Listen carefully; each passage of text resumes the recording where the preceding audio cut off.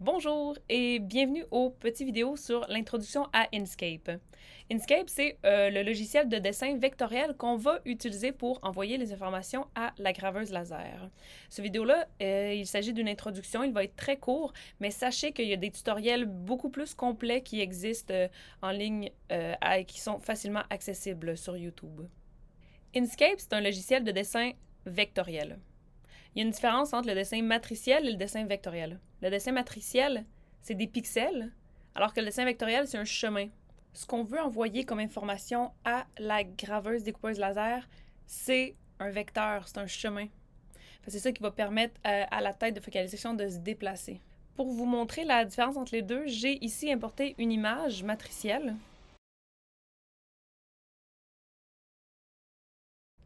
J'ai fait un traitement sur l'image pour vectoriser l'image, pour la rendre vectorielle.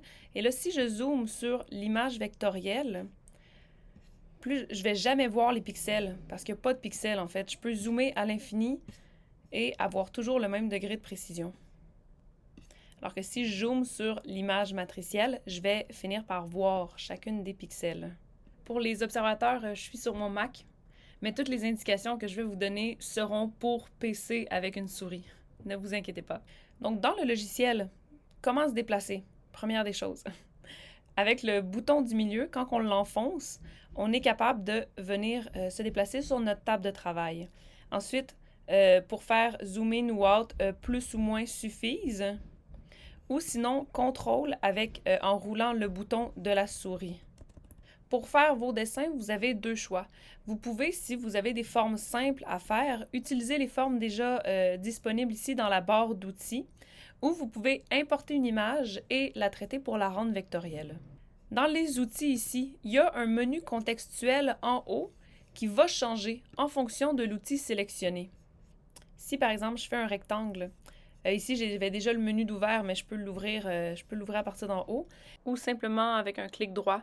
Je peux choisir fond, contour, avec différents dégradés, différentes couleurs, différents styles.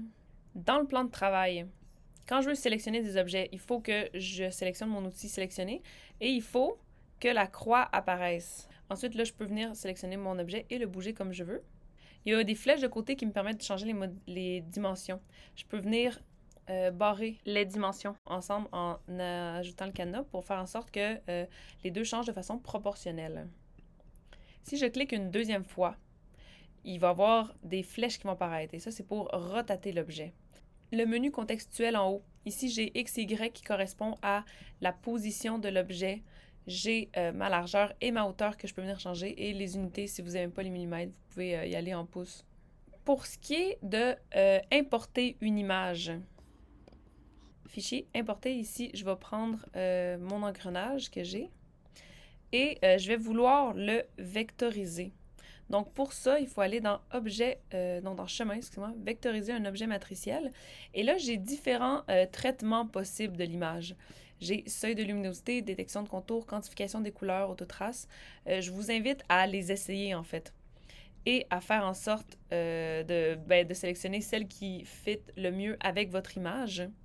Moi ici, détection de contour me plaît bien et je peux venir changer ici le seuil du contour ou seuil de luminosité en fonction de ce qu'on a choisi. Ensuite, en cliquant sur Valider, ce qui va se passer, c'est que l'objet vectoriel va s'imprimer par-dessus l'objet matriciel. Ici, je peux supprimer celui-là. Dans mon dessin vectoriel, j'ai beaucoup de nœuds, en fait. Puis ça, c'est l'outil juste en dessous de l'outil Sélection. Et si je zoome, j'ai la possibilité, dans le fond, de venir modifier ces nœuds-là, d'en ajouter, d'en enlever, de les scinder, de faire des chemins et autres avec le menu contextuel en haut. C'est un univers de possibilités. Et là, ici, notez bien que mon objet est noir. De la façon dont les matériaux ont été configurés dans Job Control, soit le logiciel qui va communiquer avec la découpeuse graveuse laser, c'est que le noir va avoir une action de graver et le rouge va avoir une action de découper. Je pourrais décider de venir découper autour de ça. Voilà, j'ai mis mon contour rouge autour et mon fond transparent. Donc là, quand on va envoyer ce dessin-là, le rouge va être découpé et le noir va être gravé. Ensuite, une fois que tout est installé, vous avez peut-être remarqué que ma table de travail n'est pas toujours ajustée à la taille de ce que je désire. Donc, je peux aller dans Fichier, Propriétés du document. Et là, ici, j'ai la dimension de ma table de travail. Je vais vouloir ajuster la page au dessin ou à la sélection. Mais là, si je fais ça, souvent dans Job Control, il n'arrivera pas à prendre le rouge autour. Donc, ce que je fais souvent, c'est que je me rajoute un petit 2-3 mm et je vais pouvoir déplacer tout ça dans ma table de travail.